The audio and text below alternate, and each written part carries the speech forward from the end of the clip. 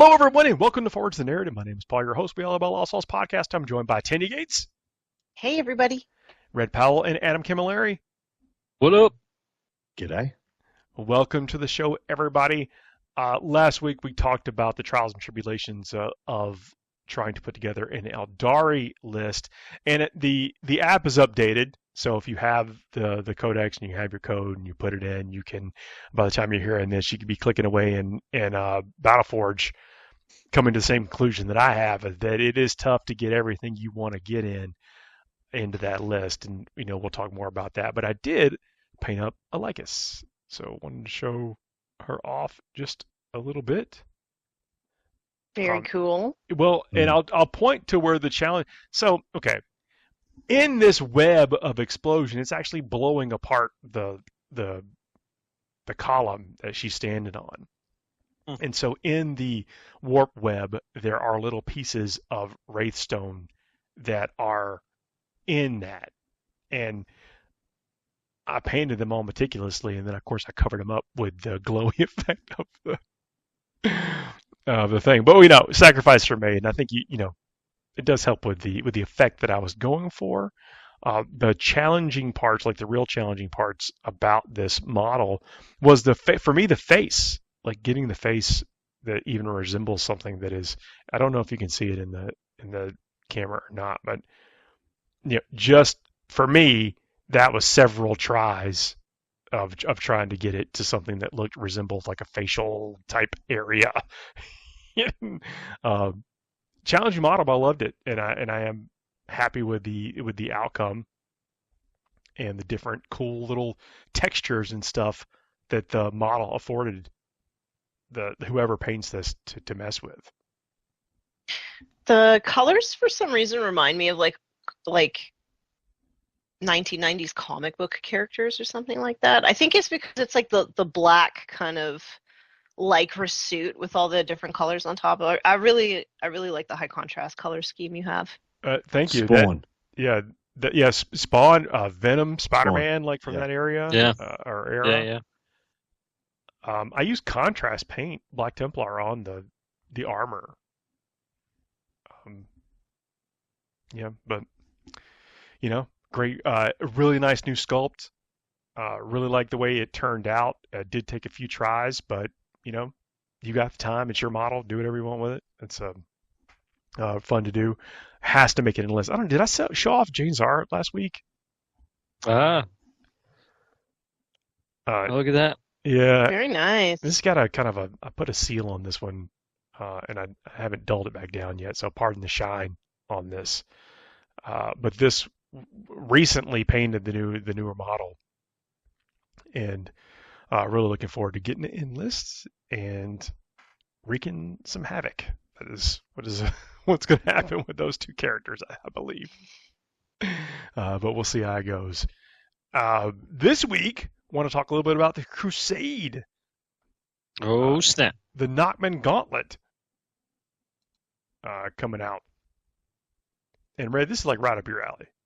It is. Well, and not only that, but I was pleasantly surprised to see that, right on the cover are Night Lords, which I've been really excited about. I think I mentioned, I just played Night Lords in 30k at LVO, and I'm kind of building my Night Lords in 30k are kind of late era Crusade forces or Horus Heresy. So I'm mixing a lot of the stuff from the Nemesis Claw and Chaos Space Marine bits into it.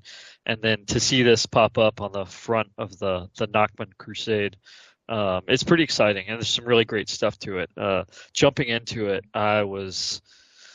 it's always been cool to see some of the Crusade and how Crusade has continued to develop over time. And I really think they made a bigger step with this kind of expansion or this Crusade season. So it's maybe really cool. let's talk about what Crusade is, like defining Crusade for folks that might not be familiar with it as a mode of play for 40k. Sure. Yeah. So it is absolutely the a narrative way to approach 40k. Crusade, every codex, so there was Leviathan Crusade, and then they came out with Pariah Nexus Crusade, and now this Nachman. But it's essentially a way that you can play and you can level up units with a Crusade roster over time. There's a bookkeeping element to it, and as you play through, you gain experience, you level up, you gain traits or relics, and then you can keep playing. If you get taken out of battle, you can actually gain battle scars, and there's all these other little elements that they built in, and ranging from what has been provided in the installments that I just mentioned. Leviathan had like a monster hunter thing going on, which is pretty cool. Pariah Nexus had a resource piece of trying to collect Blackstone. Every codex that you get has in the back of it has a Crusade section with thematic ways to kind of build out your roster. Space Marines have like a kind of like an oath of honor crusade that they can go through. One of the cool things with Space Marines, you can get a battle scar. There's one specifically where you become disgraced, and Space Marines have a cool way to go back and kind of like work their way back into, like, they can redeem themselves. There's a redemption. You make path. that scar cool again. You like put a Right. a cool little extra hook in it or a tattoo over it or something. I mean, you could arguably you could make your own redemption story for Titus, right? Like, you could legitimately make it and go through that of like you became disgraced and then you had to work your way back up to it, stuff like that. So seriously, you just get another purity seal, lick it, slap it on, you're good to go. Forehead, chin, under the armpit, doesn't matter where. I wish it was that easy. Unfortunately, the battle scar for disgraced means you and if you're a leader, which in this case, whatever unit you're attached to, you don't get to use any stratagems.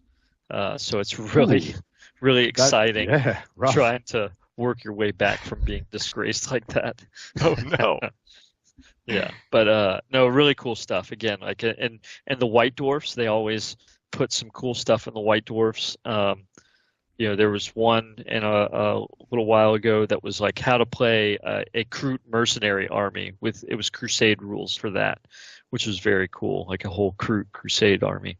And then of course, this is all the kind of stuff that it plays into things like the Grand Narrative, for example, which uses the Crusade stuff. But I think it's also really important to state that while this stuff is all cool and it provides a lot of different ideas of how to do things, it's just a vehicle for enjoying the game in a different way, and it's not mandatory either. It's just good ideas of what you can do, but also not something you have to do. You also you mentioned bookkeeping like it was a negative. Like, so they're sure playing narratively.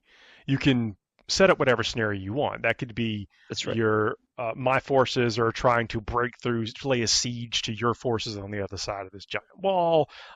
You're trying to intercept me as I'm trying to get off planet to the starship that's right off the table. All kind of different stuff. What this introduces is a series of linked games telling a story that goes beyond just one battle on the tabletop.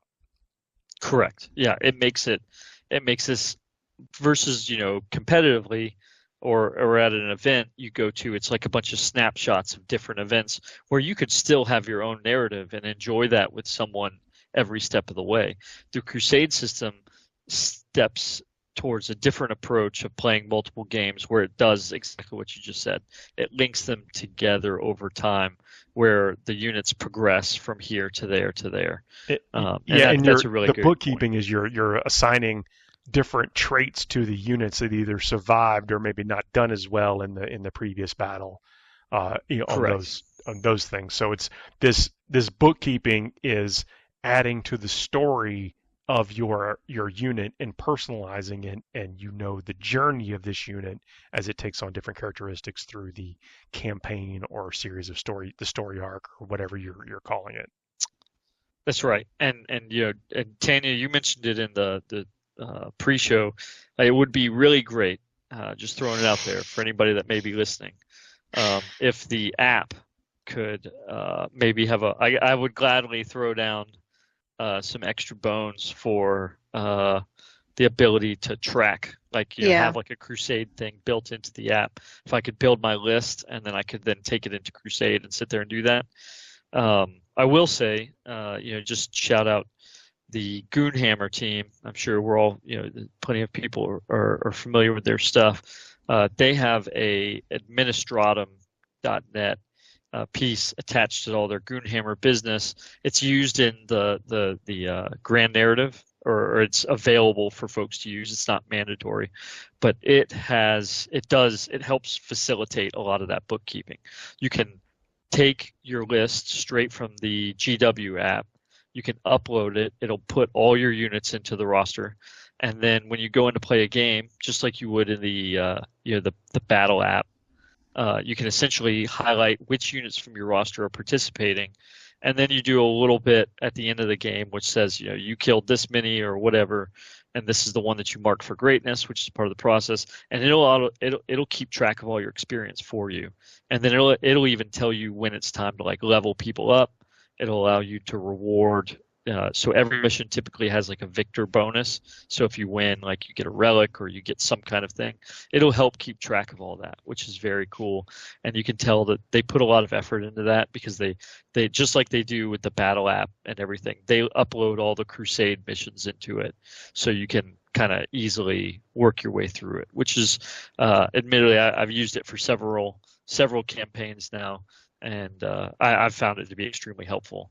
And again, it's just some of these little things that, if the GW app were to step into that and do something like that too, I think that would be really helpful, especially being able to reference, because you get this codex and, the app has all of the data sheets and rules and updated, but there's also all this Crusade stuff in the back of every codex that could be cool to be able to kind of quick reference, kind of like in Kill Team. If y'all have seen the app, it just has like straight up like PDF pages you can flip through, which I think could be cool if every Crusade thing was just another thing you had in the app. But that, enough of me wish listing. How do folks build lists for this? And then we can talk about some of the cool effects in the Nachman. So you typically, depending on where you're going into it, if you were to just go off of straight Crusade, you essentially start with, and it's cool because you can do almost like an escalation piece, right? You can start with like 1,000, and then as you progress, there's ways to spend what are called requisition points, which allow you can then build up your list points. So you can go from 1,000 and essentially increase it by 200 points every step of the way. The grand narrative approaches it as like an event weekend where you show up with a roster of 3,000, which I think is a great thing to do for an event because you can pick and choose how you want to go into 2,000 or 1,000. Yeah, they peel off in the grand narrative. They peel off like you show up with this large force, and Yeah. then it's like you've only got this bit, or you got to focus. This elements of your army can be there, and you've got to based on the mission and what's happening. That's right.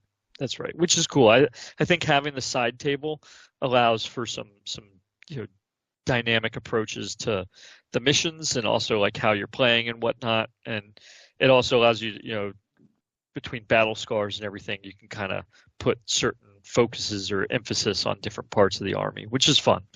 Very cool way to approach it. Yeah, and just to note, like you can level up just about everything except for epic heroes in Crusade. Those are the only ones, which, I mean, admittedly, most of them come pretty epic already. And so but there's something too I've found in a lot of ways, taking your own character. I mean, we've talked about it before, right? Gazgul, Tycho, Mephiston, a lot of these characters, Brother Captain Stern. I know, I'm with you. It's one of my favorites. But that's how they came to be through the old games, right? Like they rose up to the surface, and that's what I really appreciate about what you can kind of do with customizing your own characters and bringing them into the game, which is a lot of fun. And Dante is 1,200 years old, but always improving. That's right. Just cross that Rubicon. He's a boss now. If he wasn't a boss already. So Epic Hero is kind of locked in, but also you're not necessarily okay. Well, I don't want to put narrative players in anyone's one specific box or not, but I know a lot of players play this to level up their units, to bring that personality, to add those, and not necessarily as drastic as Necromunda, but the battle scars, the purity seals, the honors and stuff. Those will make their way onto their model in some way. Oh, for sure. Yeah, you'll see how people progress, and there's even carryover from some of the older stuff. There's even a way to take a character when they fall to put them into Space Marines, to put them into a dreadnought and do cool stuff like that. So there's that progression. I tell you what, the Blood Angels, their Crusade stuff. Again, I love the character that they add with a lot of the Crusade stuff. For the Blood Angels, just because I had to scratch that bingo card.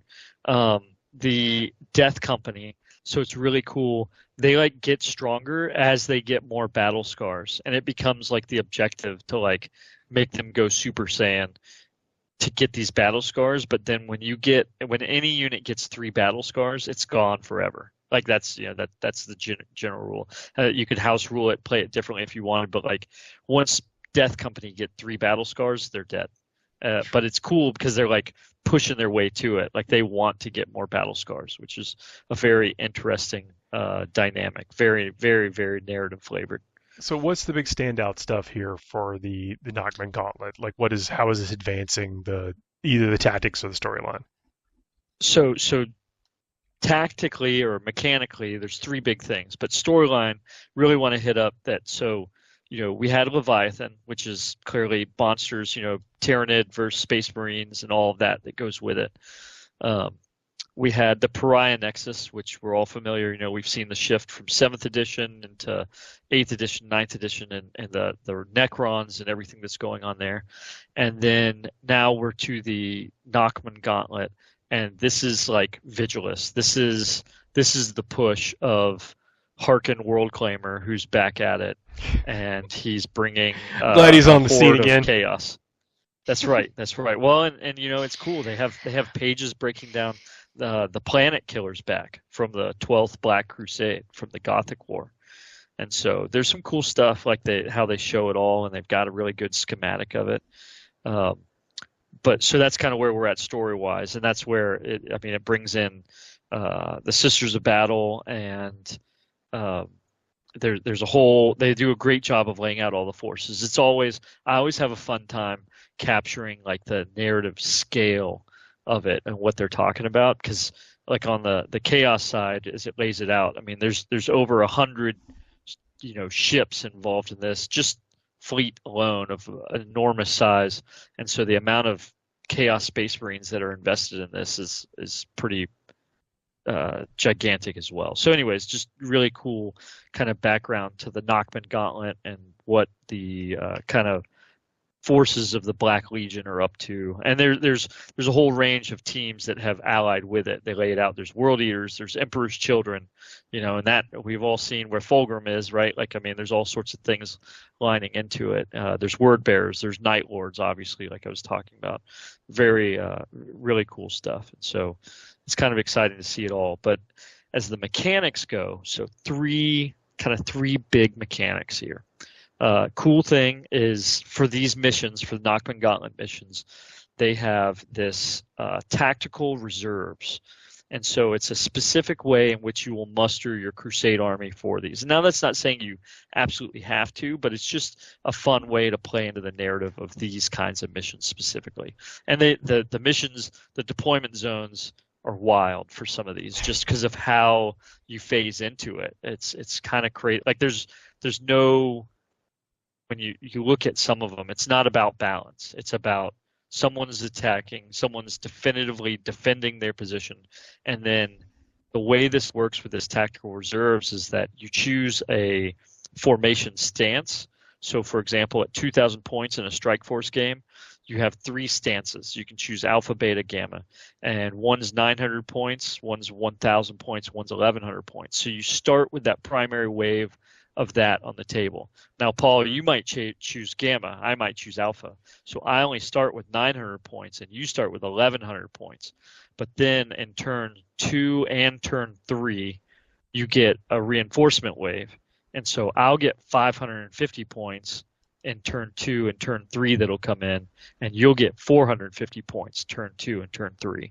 And so it's just a matter of kind of how you want to phase your forces in out of whatever you've got, that makes up that 2,000 points. And so it's a cool little thing like that.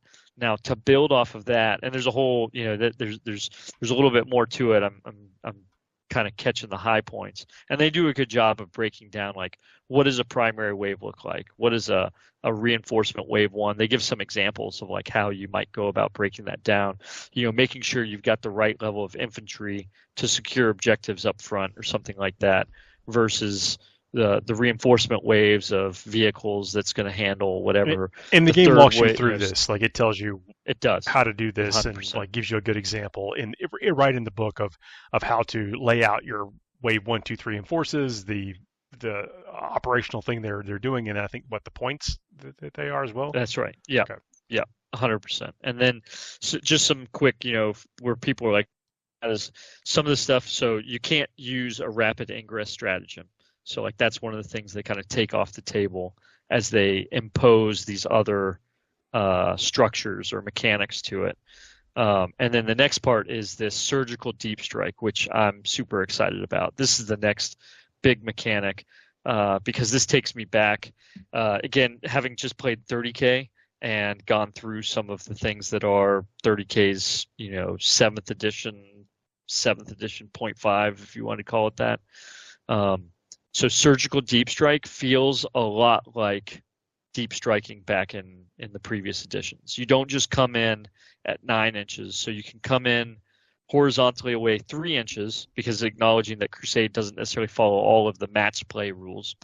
But then essentially it goes into this score that to do so you roll 2d6, subtracting 1 from the result for each enemy model that is within 9 inches. And then you go over to the test. And so if it's a 4 or higher on this roll, your unit can act normally this turn. If it's a 3 or higher, your unit has to take a battle shock test. A 2 or higher, you're off balance, which means you just start battle shocked. And then if it's a 1 or less, your unit suffers a deep strike mishap, where you roll a d6 on the next table. Right? We're back to mishaps. And so disaster. If you roll a 6 on the deep strike mishap, it's a disaster. Your unit suffers d6 mortal wounds, is battle shocked until the end of the turn. It's not eligible to shoot or declare a charge. And so, again, I think it's just cool. I think it's just this added stuff to I think it was great that you highlighted that the match play rule set that we play as just the way 40k is an overlay to the rules, right? Which is it defines certain things to round out that kind of competitive side of things to make it a truly balanced thing on one side or the other. Where in a Crusade or narrative game, the inherent balance of both sides of the table can be, I don't want to say discarded, but it's a little fuzzy sometimes based on whatever the scenario is. That's right. Yeah, it's almost like patch fixing a game. You know how we've had video games like Warcraft 3 that was patched to become Dota, which became its own genre of gaming. It's almost like they got 40k and then they put the competitive match play patch on it to make it function in that way, and then they put the RP more fluff-based Crusade patch on it to make it function that way, which I think is really clever. And I love describing it like that because a lot of people out there are gamers in our nerddoms, and that clicks with them. Yeah, for sure. And so that's So those are the two big ones. The third one, which is very much narrative, they added in this, which I was really excited to see this adjustment. Beyond the missions, it's actually above that, but the missions are crazy. Just throwing that out there. I mean, some of them, like if you scroll down, some of the deployments through the book are like you're on top of each other, and especially because of how you're deploying and how you come in. I mean, a 2,000 point game, you start with 900 to 1,100 points on the table. So like the battlefield is a lot more open than you might think, but the deployment zones are still on top of each other. And then think, where that negative space starts to fill out as those reinforcement waves come in, the missions are crazy. But so the other awesome part to this is that they added in strategic asset paths. So in previous, in Pariah Nexus, they had like Blackstone, and you would collect Blackstone, and it essentially became another currency beside like your experience and everything. You could buy traits, you could buy relics, you could buy all sorts of stuff with it. However, like super excited for this new path or this new way of playing where essentially, okay, let's say they do a good job. They show an example of the Nachman Crusade. They have 4 different strategic sites. And then for every battle that is won, you gain points that then contribute to the overall control of those strategic sites. And then once you control that site more than someone else, your faction, the group of people, whoever that are playing on one side, will get a bonus for that. And so you move beyond, back to your point, Paul, is really good, depiction of it. Outside of just the tactical games that you're playing, you're moving to this broader scope of these strategic sites and what they actually mean to control them. And I think that adds a lot of fun opportunities for how you kind of paint the battlefield and why you're fighting over this place and what it does for this or that. And it's cool. And again, if you could come up with your own, and they give us some good examples of kind of how to build off of, but you can also just play straight out of the book and just go with those and roll with it, which I think is pretty exciting. So it's pretty cool to have some kind of regions or narrative environments that you're fighting over that then give bonuses and things like that. There you go. Well, if you got some folks looking to scratch that itch, and there's going to be a nice time to jump into it, get us in your hands. I think next weekend, by the time people are hearing this, the weekend after, you can actually have it in the hands in the stores. And if you are looking for a break from the tournament missions, it's a great way to get your figures on the table. Let's take a quick break. We'll come back, take a listen to a word from our sponsors, and then we'll see you in a minute, everybody. FTN is brought to you by Discount Games Inc. Please visit them at www.discountgamesinc.com. And don't forget to ask Jay about ways to save even more on your hobby projects. Hello, everyone. We are back. Thank you very much for checking out our sponsors and doing all the stuff for us as well. Subscribe if you're new here. Subscribing would be great. Leave some comments down below. Doing the likes, all that kind of stuff. Let the aggregators know that there's something we're doing over here on this channel. That maybe others should come and do it as well. 5-star reviews go a long way. Tanya, you've been working. So we heard on the last episode, we heard what you're planning with your guard. Sorry, Astra Militarum, old habits die hard. But you're basically creating your whole regiment. Yes. Of mixed. The command structure. Yeah. Yeah. And you also been working on some new units to add in there. So want to hear more about that. All right. So one of the things in the spreadsheet was that certain groups were color coded, right? And the color code does correspond to the color of the actual models inside of that particular section. So what I've been doing is I'm going back to my old guard scheme, which was really quite boring because it was just kind of dark green and neutral gray. That and there is was also nothing. My guard color schemes. I mean, not executed as well, but that was back in the day. That was basically what are you going to put over Caliban green as your force, Yeah, and so I started painting that army years ago, and I feel like I've progressed a lot as a miniature painter, and part of my style now is having sort of contrasting colors within my models. And so I'm going back, I'm revisiting a lot of my old models, and I'm putting a little bit of burgundy and ochre, sort of ochre yellow on in order to create a little bit of contrast within the color scheme, and I love it. It's great. And so my Death Corps are mostly the kind of burgundy color. My Cadians are mostly gray, and I've sort of got these ideas sort of percolating throughout the army, but I needed to paint some ratlings because I've been bringing them to every game and having a lot of fun with them, and I had the old metal models. I love painting metal models, so I had to somehow incorporate all of those colors into these little fellas, but at the same time, their particular section the main color is actually black on them, right? So they're in a little section with Gaunt's ghosts. I sort of see them sort of running around sort of together in camp in there. And Gaunt's ghosts, I've painted them black, mostly black, and then their capes, I wanted to sort of paint them like camellia lines, so they're kind of painted to match the bases a little bit. And so, yeah, I started off all models by painting the skin tone. So I painted the skin tone first, and then I did black. Fatigues? I guess I don't. What are they wearing?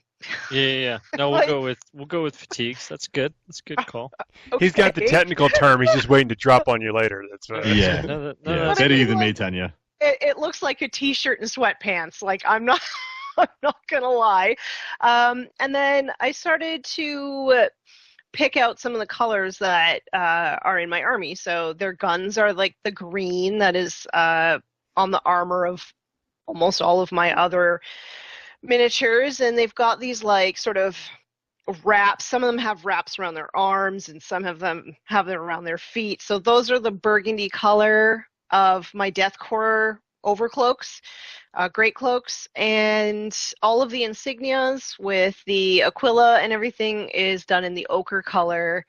But one of the coolest things that I did with this guy, there's one guy who has a cloak, because these are the old metal models. So there's one fella that has a cloak. And so I painted exactly like how I painted my Gaunt's Ghosts cloaks to sort of match the basing. And so now in the storyline, he's just the best thief of them all because he stole one of the cloaks from Gaunt's Ghosts. So yeah, that's kind of how I approach bringing all the models together when you've got a unit that's kind of a little bit crazy. When you were choosing the color of their uniforms, fatigues, or whatever, did you assign them to that unit and then just have to apply the scheme that you chose for that section of the regiment to them, or did you assign them to them because you had chosen to already paint them that way? No, I painted them black because of where they are in my little organizational spreadsheet. Everybody else that's going into that little section, they're going to have black as their main color. There were no wrong answers, by the way. Just curious as to how the choice was made. As we know, that's how that choice was made. Yeah, we create these traps for ourselves. It's like of needing to do something because that's just the way we decided it was going to happen. But see, I actually like the way that this is because sometimes I get often I get decision fatigue.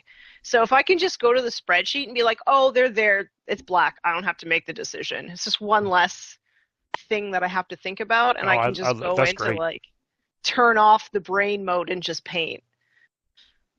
I like that. Yeah, I mean, it makes a lot of sense, and it's speaking of tricks and stuff, like getting a unit on the table, finishing out your dream to fruition and that kind of stuff. Like sometimes you gotta kind of revert back into, the I don't want to say autopilot, but you front loaded some of the decision making, so you have to do less later on. And so it's theoretically, if that's the way that everything's wired, you get it done easier for what you're trying to do. Yeah, I always do one model, like if I'm assembly lining, right, because I just finished doing 30 Death Corps of Krieg in one batch. So I will do one model to completion so that I just know in my head what the next step is. And then for the 29 other ones, I just do all of the steps. And then eventually they're all done and I can put them on the shelf. I like that. It gets it done. Mm-hmm. I do like that. Well, thanks for sharing that with us. I mean, there's a lot there, like cool scheme, cool lore, paint practices, how to macro get an army, from basically the sprue in your vision to the tabletop. So absolutely loving that. Thank you. Yeah, and then one more thing. I know we've been talking a lot about me not being able to continue on the Horus Heresy because I've been missing a few. But one of our lovely listeners, Jason Ford, sent me 2 the next 2 that I need. So I started reading Angel Exterminatus. I'm very excited. And I also have Betrayer waiting for me as well. So thank you so much, Jason. Thank you for the nice note and also the basing bits as well. You are the GOAT.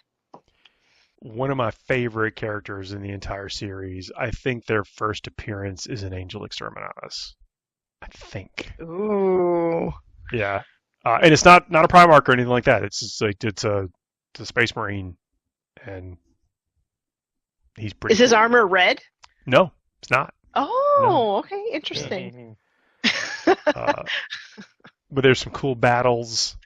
Maybe it's not the first. Maybe it's his second appearance. I can't remember when this character. Well, I don't want to spoil anything if you haven't gotten there yet. Yeah, please, no spoilers. Yeah. But also, I'm a huge Graham McNeil fan, so I'm very, very looking forward to this one. Yeah, It's a good one. Graham is also cool people. You can bump into him at some of these cons and stuff. Like he's a gamer. He likes to get out there and he plays and paints Ultramarines and that kind of stuff. Like he's. I had the joy of talking to him after I had just finished Storm of Iron, and he's just so super down to earth and like super chill and willing to talk to all the nerd fans about all the nerdy stuff. Yeah. It's pretty cool when that happens. It's not, they're actually living the life, kind of thing and putting it on the paper. Yeah.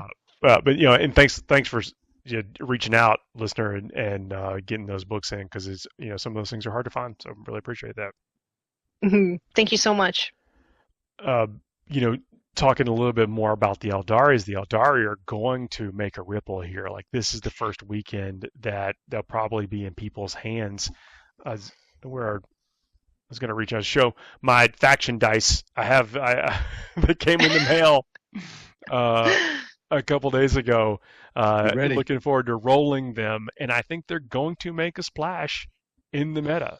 It's absolutely going to make a splash. And so instead of talking more about what I'm planning to take and how this I wish there was about 300 more points in this list.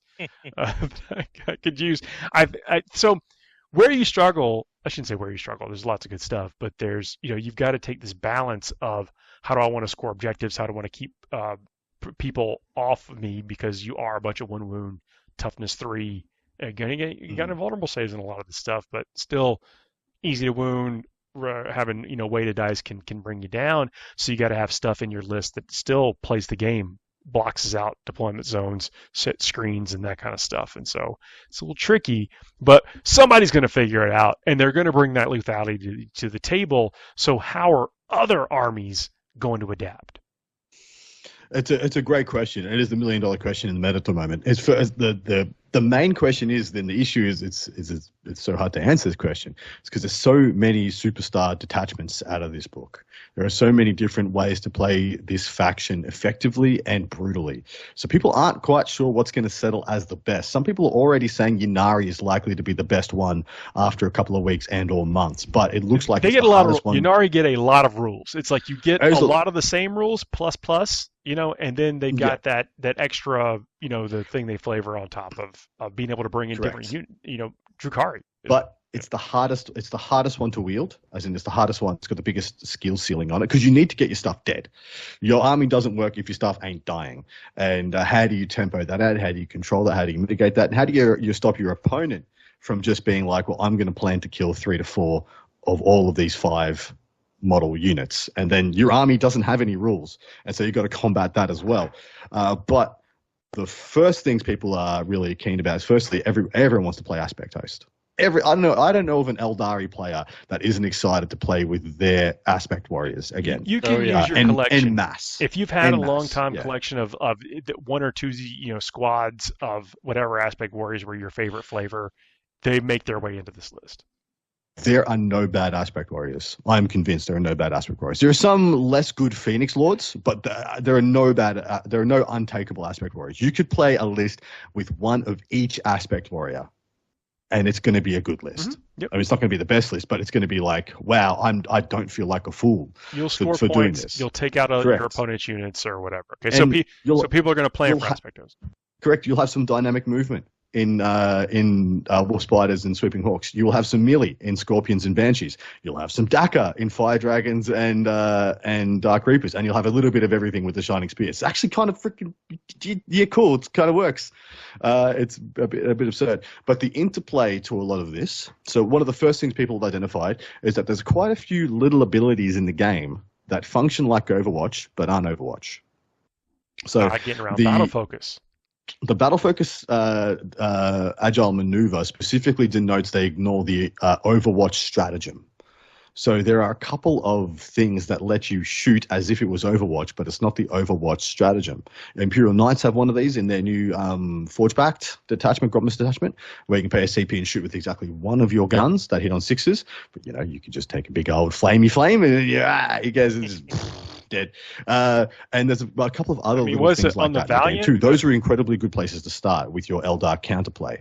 In addition, they do have quite a few. They have a couple of detachments that do like to do some shenanigans from reserve, in addition to stuff like the Yinkan possibly as well. So your Infiltrator, 12-inch denial bubbles are pretty good also.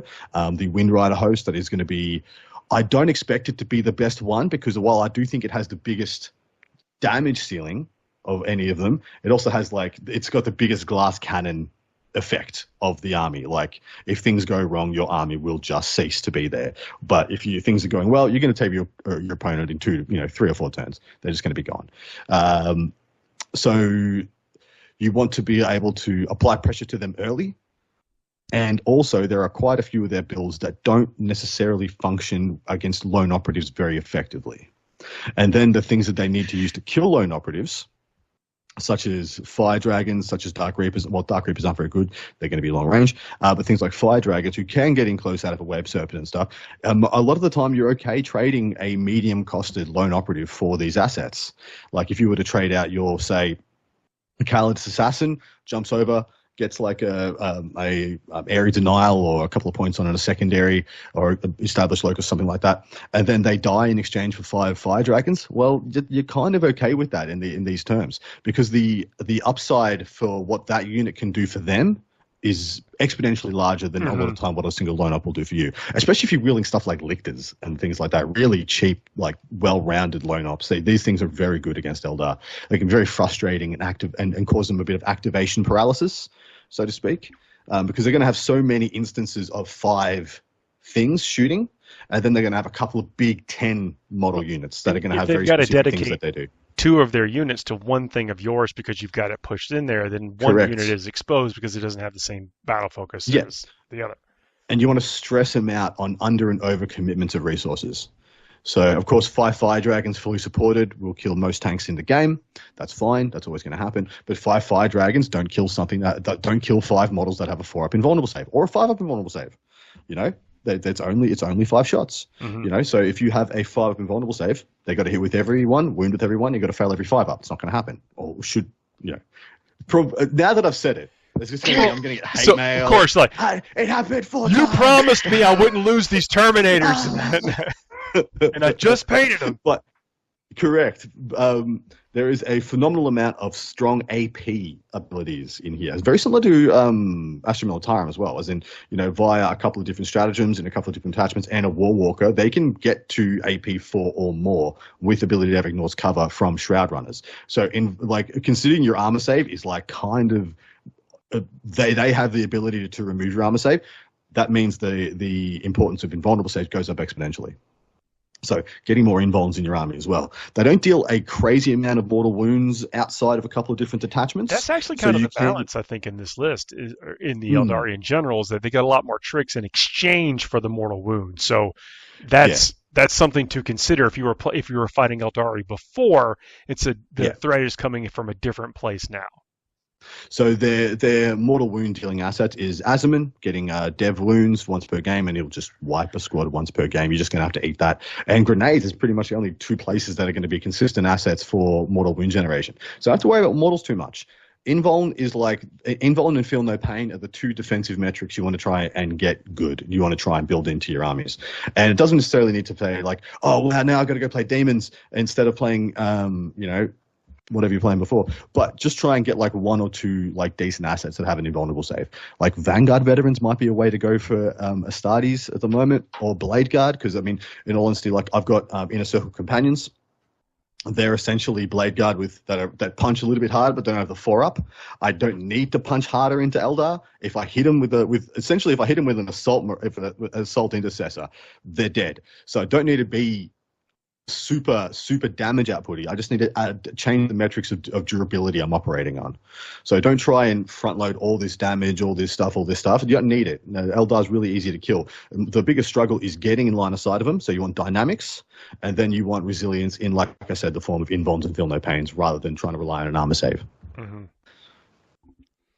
What about Thanks for coming to my TED talk? Yeah. So what about trying to fight the mobility? And look, you've also mentioned several multi-unit combos, and so taking a piece of that combo out is going to, by 16%, 17 to sometimes 33% change the effectiveness of the Eldar combo. And so having that conversation with your opponent of like, what does that thing do? Like if you see, this is the tip, if you see a Warwalker, a Viper, those are things like you're going to ask them, what do those do? Like ask they're utility pieces. So ask them why they are in their list, what they're doing with them, and then maybe put them on your threat priority list. Don't discount them because you have some preconceived notions about what that vehicle is or what it's for. These are now kind of pieces that they line up to make 2 and 3 4-unit combos. Correct. So there is, outside of Dark Reapers and Fire Dragons, ranged wise, their range damage output isn't going to be ultra significant. Like they're not going to kill like Land Raiders from long range very consistently, if at all. They're going to have to do that by committee, by death by 1,000 cuts. So actual traditional Overwatch is still a value here. Because outside Fire Dragons, there's nothing that's going to kill a tank one shot. There's like outside Fire Dragons and Dark Reapers, nothing's going to one shot a tank, essentially. So that means multiple assets, which means it gives you the option to Overwatch something. So building in damage 3, by the way, I just want to point this up. There are a few things that can. So you want to stress their activations and stress their abilities. Make them use all of them all the time, and make them constantly have to use their brain. Because that's when you'll make them slip up, and maybe you'll pick up a unit or 2 or 5, something or others, when they didn't think you could. But yeah, you talked about mobility. So, of course, advantage charge is a big deal here. Trying to close on them before they close on you. Of course, we know Eldar, one of their biggest weaknesses is they don't have a lot of OC. They don't have a lot of ways to hold primary consistently. What they're predominantly going to be doing, unless things dramatically change that I haven't noticed, is scoring every secondary card that comes off the top of the deck. They will just score. They're just going to have the ability to get it on demand. Because they can move, they're capable of very fast movement. They're never out of storing range. Correct. And they're going to be able to deny your primary very effectively. Now, you can combat that in 2 ways. You can try and put things on your objectives that are ultra durable and are going to survive them and cause, like I said, a constant overinvestment of resources by them. Or you can go and contest their primary. I'm much more like the go and contest their primary option.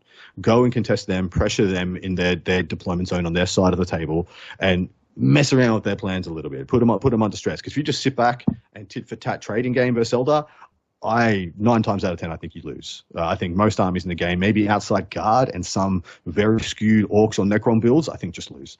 And so definitely want to go and be proactive with things. So advancing and charging, infiltrating or scouting, and things that usually can either go through walls or if they're going around walls, can advance and charge. I say fight first, invulnerable save infantry. Yep, might be really helpful. I agree. They have Jane Czar, of course, and Howling Banshees, of course. One thing I'll say about Howling Banshees, they hit on 2s and they wound infantry on 2s. Infantry on 2s. What I just said about bikes, things that have to go around walls, Thunderwolves, bikes, swarms, beasts, not infantry. You actually don't have to worry about them too much. Of course, Jane Czar will beat you up, but the actual Banshees and Scorpions aren't that good into these things. So if you can play an off infantry build, and they're taking a bunch of Banshees and stuff like that, you kind of find their strength 4 AP 2/2 damage. It's like actually pretty manageable for a lot of things that usually, like you talk about a Fiend being a beast. Only toughness 4, but 4 wounds, and they're going to win it on 4s. They're going to hit on 2s, win on 4s into a 4-up invulnerable save. Every 2 wounds go through to kill a beast.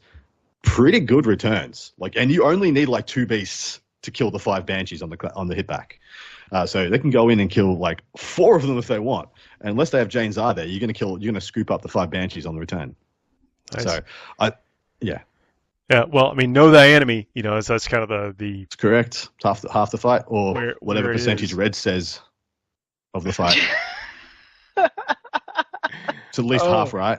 So or is it 53.7% or something specific? I think a lot of Eldar players are going to go wide. Eldari lists are going to be wide with 1 or 2 units that cover everything. You're going to have a couple of shooting units, going to have a couple of fighting units, going to have a couple of movie scoring units.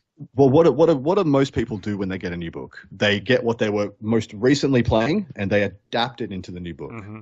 So expect people to be playing with much the similar archetypes, which was MSU value, small sized units and lots of them, and expect that to translate directly into the codex for the probably first month to 6 weeks. Yeah. And then we'll start seeing some iterations start to pick up and see what happens from there. If you show up and across the table it's 3 units of Howling Banshees and 3 units of Striking Scorpions, well, that's how you have to play that game. Be a Thunderwolf. Seriously, be a Thunderwolf. Invuln, not infantry, can get right up in their face immediately. I got to say, Thundercav versus all the Eldar combat feels incredible. Good point. That is our show this week. I know we've kind of jumped around through the different topics, but I think it's important to highlight the different modes of play sometimes, and then also we all got to get our models on the table. So whatever it takes, the motivation to get us there, and it's cool to have a project like that. And then the Eldari are going to shake things up, in my opinion. There is a very diverse meta out there, and I'm talking. What I mean by that is, we do a show also called the Warhammer Meta Chasers, which we look at top 10s from around the globe. And in the top 10s, there's 8 different factions in most events out there. I feel like when you get a codex like the Eldari dropped in, that it's going to warp a little bit of that to see, I'm curious to see what other generals think are going to be the top things, or is there depth in those indexes and codexes to still adapt to this? It's going to be fun to watch. And basically 2 codexes dropping almost at the same time into the meta with the Astra Militarum and the Eldari. It's a brewer's paradise out there at the moment. But that's our show this week. Been a fun ride. I really appreciate everybody tuning in. Do not forget to leave us those 5-star reviews, and we'll see y'all next week, everybody. Have a great night. Bye, everybody.